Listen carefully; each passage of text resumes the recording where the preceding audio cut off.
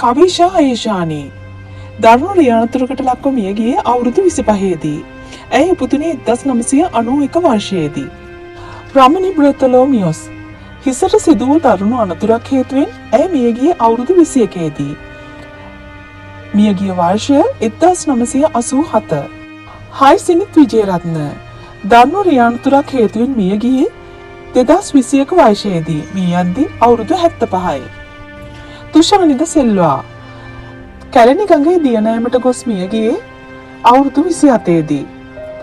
ඒ 2018 වර්ෂයේදී. රුක්මනී දේවී දරුණු රියානතුරකට ලක්ව මිය ගියේ 1973 වර්ෂයේදී.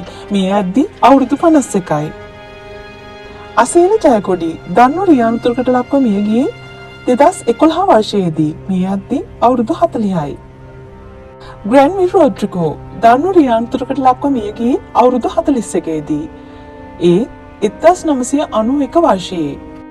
කුමාර රණේපුර රියානතුරක් නිසා එක්තැන්ව බොහෝ කාලයක් ප්‍රතිකාර ගමින් සිටියදී මිය ගියේ 2021 වර්ෂයේදී. මිය යද්දී අවුරුදු 59යි.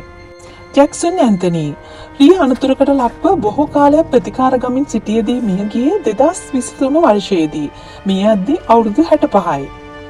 නිහාල්ද සිල්වා වෙඩි වැදීමකින් සිදු වූ අනතුරක් නිසා 1989 දී තමයි මිය ගියේ. මිය යද්දී අවුරුදු 35යි. විජය කුමාරතුංග වෙඩි පහරකට ලක්ව මිය ගියේ අවුරුදු 43 දී.